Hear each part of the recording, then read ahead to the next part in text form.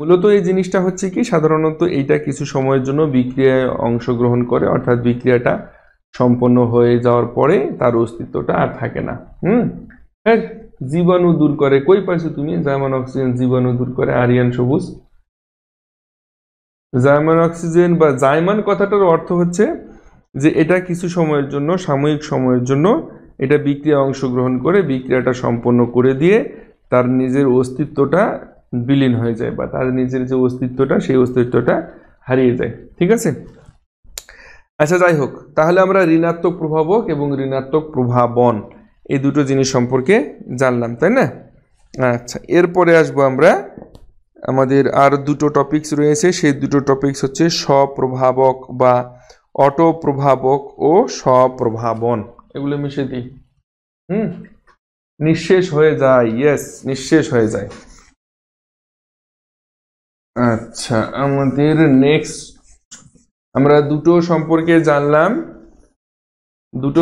জানলাম, এখন আমরা জানবো 3 নম্বর সম্পর্কে। 3 নম্বরটা হচ্ছে আমাদের কি? স্বপ্রভাবক।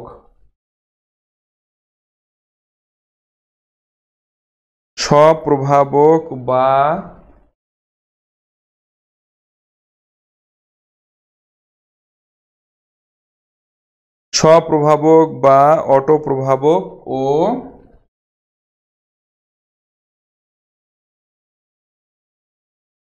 স্বপ্রভাবন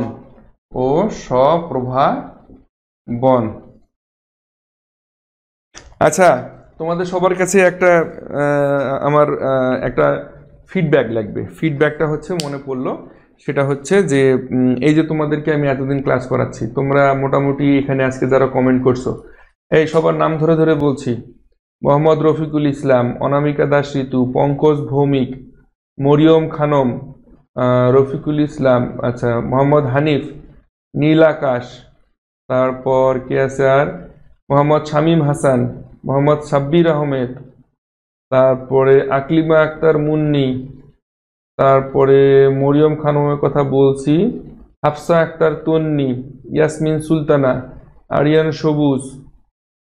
এই যে তোমাদের সবাইকে নাম ধরে ধরে বললাম, সবাইকে একটা কাজ করতে হবে, এবং সেটা আজকেই, এই ক্লাসটা শেষ হওয়ার পরেই তোমরা আমার এই লাইভ ক্লাস থেকে কি শিখছো, বা আমার এই ক্লাস থেকে তোমরা কতটা উপকৃত হচ্ছ, আদৌ উপকৃত হচ্ছ নাকি উপকৃত হচ্ছ না, এই বিষয়টার উপরে 2-3 লাইন বা 4 লাইনের সকলে আমাকে ফিডব্যাক গ্রুপে পোস্ট করবে। আমার কথাটা বোঝা গেছে? সকলেই। আমি কিন্তু সকলেকে যদি কাছে না পাই, তাহলে কালকে কিন্তু সবার খবর আছে। যে তোমাদের কাছে কি বললাম, যে তোমরা যে এই যে আমার ক্লাসে অংশগ্রহণ করছো এবং আমার ক্লাস থেকে তোমরা যদি উপকৃত হয়ে থাকো, তাহলে সেই সেই সপক্ষে তোমরা 2 লাইন 3 লাইন বা 4 লাইন বা 5 লাইনের মধ্যে সুন্দর করে পজিটিভ ফিডব্যাক লিখবা। আর যদি তোমরা উপকৃত না হও, তাহলে সেটাও লিখবা, নেগেটিভ ফিডব্যাকই লিখবা। ঠিক আছে, সবার কাছে আমি কিন্তু চাই, এবং সেটা আজকেই লাইভ ক্লাসটা শেষ হওয়ার পরেই সকলেই গ্রুপে পোস্ট করবে সেটা। ঠিক আছে, আচ্ছা ঠিক আছে। এখন এই যে স্বপ্রভাবক বা অটোপ্রভাবক এবং স্বপ্রভাবন, এটা আমরা জানবো। তো স্বপ্রভাবকটা কি? রাসায়নিক বিক্রিয়ার ফলে কি হয়, যে সকল পদার্থ উৎপন্ন হয়, অনেক সময় তাদের যে কোনো একটি প্রভাবকের কাজ করে থাকে। এই প্রভাবককে স্বপ্রভাবক বলা হয়ে থাকে, এবং এই প্রক্রিয়াটাকে বলা হয় স্বপ্রভাবন। দেখো, খুব মজার একটা জিনিস, সাধারণত রাসায়নিক বিক্রিয়ায় আমাদের বিভিন্ন বিক্রিয়ক, এক বা একাধিক বিক্রিয়ক উপস্থিত থাকে, যেমন এ, বি বা সিও থাকে অনেক সময়। হ্যাঁ, তো 2 বা 3 বিক্রিয়ক যদি বিক্রিয়ায় অংশগ্রহণ করে, সেক্ষেত্রে দেখা যাবে কি, এই যে বিক্রিয়া অংশগ্রহণের ফলে যে সকল প্রোডাক্ট পাওয়া যায়, এই প্রোডাক্টগুলোর মধ্যে, আচ্ছা নীলাকাশ কি কথা বলতে চাচ্ছ বলে ফেলো। আচ্ছা, এখন এই প্রোডাক্টগুলোর মধ্যে থেকেই কি হয়, যে কোনো একটা প্রোডাক্ট কি করে, প্রভাবকের কাজ করে। যে কোনো একটা প্রোডাক্ট কি করে, প্রভাবকের কাজ করে। এই যে একটা প্রোডাক্ট, সাধারণত প্রোডাক্ট থেকেই কোনো একটা দেখা যাচ্ছে কম্পাউন্ড, সেটা কি প্রভাবকের কাজ করে, এটাকেই মূলত বলা হয় স্বপ্রভাবক। এবং এই যে প্রক্রিয়াটা, এই প্রক্রিয়াটাকে বলা হচ্ছে স্বপ্রভাবন।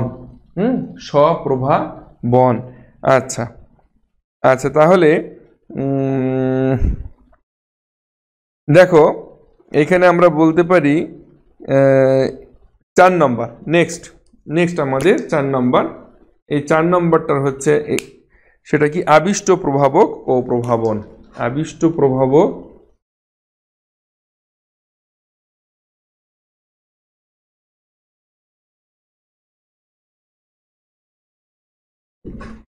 আবিষ্ট প্রভাবক এবং প্রভাবন। হ্যাঁ, আচ্ছা, আবিষ্ট প্রভাবক এবং প্রভাবনটা কি? সাধারণত একটি বিক্রিয়কের ক্ষেত্রে, স্যার আমি অনেক আগে ভাবছিলাম গ্রুপে পোস্ট করব, বাট যদি কিছু হয় সেই ভয়ে করিনি। সকলে, কোনো কিছু হওয়ার কিছু নেই। তোমাদের যদি আমার ক্লাস ভালো লেগে থাকে তাহলে ভালো লাগার সপক্ষে তোমরা ফিডব্যাক দিবা আমাকে। 2 লাইন, 3 লাইন বা 4 লাইন, হ্যাঁ, বা 5 লাইনও হতে পারে, অসুবিধা নেই। আর যদি তোমাদের ক্লাস ভালো না লাগে সেটাও ফিডব্যাক দিবা, যে স্যার আপনার এই বিষয়গুলো আরেকটু যদি ঠিকঠাক করে নেন, বা এটাই যেটাই হোক, তোমরা সেই ফিডব্যাকগুলো আমাদেরকে দিবা, ঠিক আছে?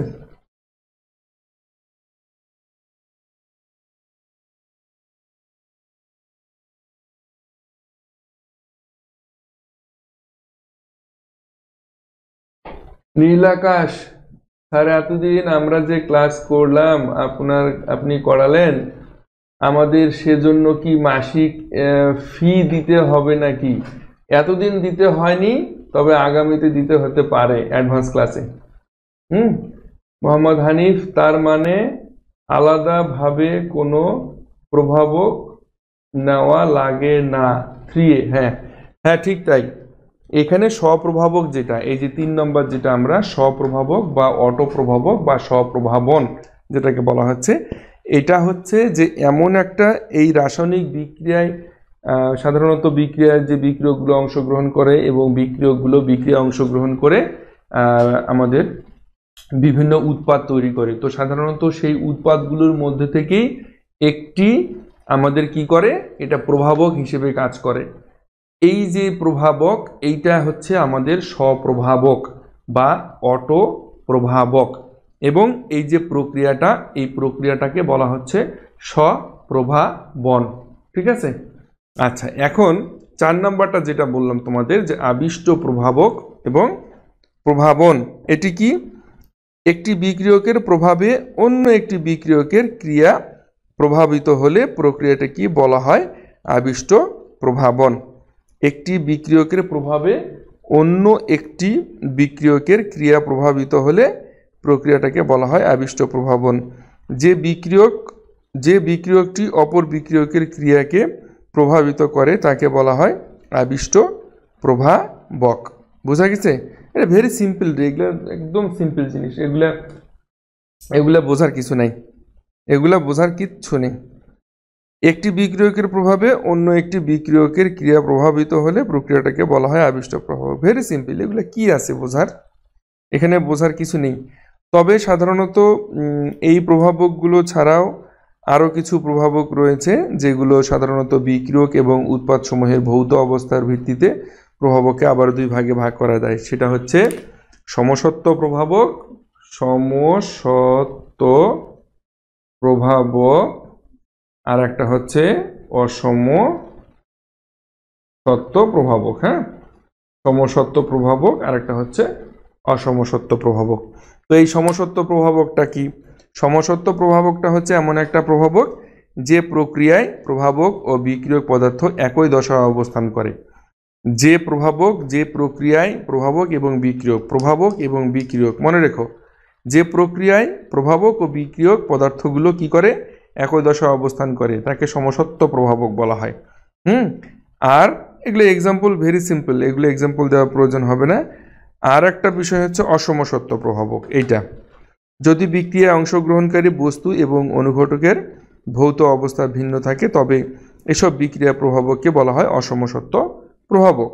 যদি বিক্রিয়ায় অংশগ্রহণকারী বস্তু এবং অনুঘটকের ভৌত অবস্থা ভিন্ন থাকে, তবে এসব বিক্রিয়ার প্রভাবককে বলা হয় অসমসত্ব প্রভাবক। মনে থাকবে? এগুলো এক্সাম্পল আছে, বইতে আছে, সব জায়গাতে পাবা এগুলো এক্সাম্পল কোনো কঠিন বিষয় না, খুবই সিম্পল। এগুলোর এক্সাম্পল কোনো কিছু দিলাম না, তোমরা পারবা ভাই, তোমরা পারবা। তোমরা অতটা অবুঝ না যে তোমরা কিছুই বোঝো না। হ্যাঁ, আচ্ছা, তো মোটামুটি আজকের ক্লাস যে টপিকসগুলো ছিল এগুলো এই পর্যন্তই, এবং তোমাদেরকে বারবার বলছি আমি যে আজকে এই ক্লাসটা এখন শেষ। ঠিক এই ক্লাসটা শেষ হওয়ার পর ভালো করে চিন্তা ভাবনা করে তোমরা আমাকে ফিডব্যাকগুলো দিবা, যে এই যে আমি যে এতদিন থেকে তোমাদেরকে ক্লাসগুলো করালাম, ক্লাসগুলো তোমাদের কাছে কেমন লেগেছে, এবং এই ক্লাসগুলো দ্বারা তোমরা উপকৃত হয়েছো কি না। যদি উপকৃত হও তাহলে সেটাও লিখবা, তোমাদের মতো করে লিখবে, একদম তোমাদের নিজেদের মনের ভাষা থেকে লিখবা। যদি উপকৃত হও সেটাও লিখবা, যদি উপকৃত না হয়ে থাকো সেটাও লিখবা, এবং এটা লিখে অবশ্যই আজকে তোমরা গ্রুপে পোস্ট করবা। এটা অত্যন্ত গুরুত্বপূর্ণ, আমার এটা খুব দরকার। ঠিক আছে, তো থ্যাংক ইউ সবাইকে। আর যদি আচ্ছা,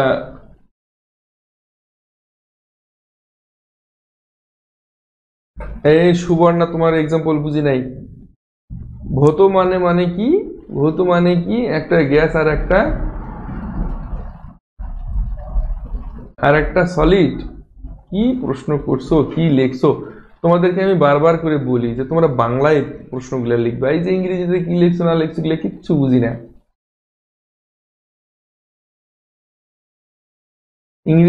ইংরেজিতে যে তোমরা কি লিখছো কিচ্ছু বুঝি না, আর ইংরেজিতে তোমরা ভালো মতো ঠিক মতো লিখতেও পারো না। একটু স্পষ্ট করে ভালো করে একটু লিখো, একটু স্পষ্ট করে একটু ভালো করে লিখো। হ্যাঁ,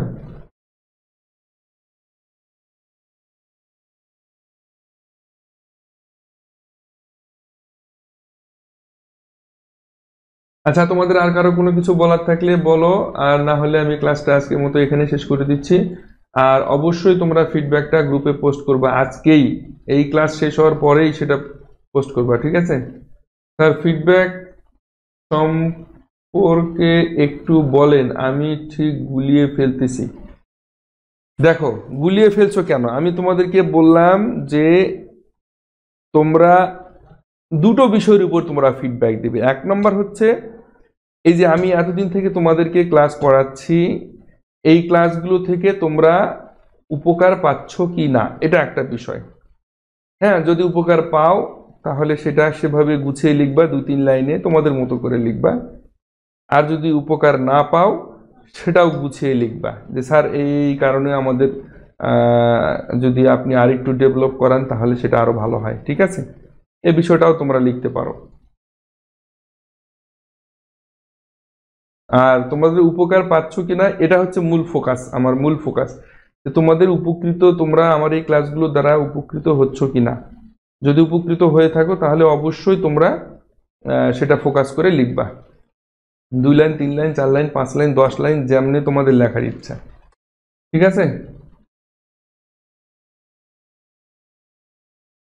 রফিকুল ইসলাম, না নিজে নিজেই করি। Thank you. তাহলে আমার মনে হয় তোমাদের আর তেমন কোনো কারো সমস্যা নেই। হ্যাঁ স্যার, 3 আমরা যে ক্লাস করলাম। আচ্ছা ঠিক আছে, সবাইকে অনেক অনেক ধন্যবাদ। আমার মনে হচ্ছে আর কারো কোনো সমস্যা নেই, তাহলে আজকে এই পর্যন্তই আমরা ক্লাসটা শেষ করে দিই। আজকে এই পর্যন্তই, আগামীকালকের ক্লাসে আবার দেখা হবে। ঠিক আছে, ধন্যবাদ সবাইকে।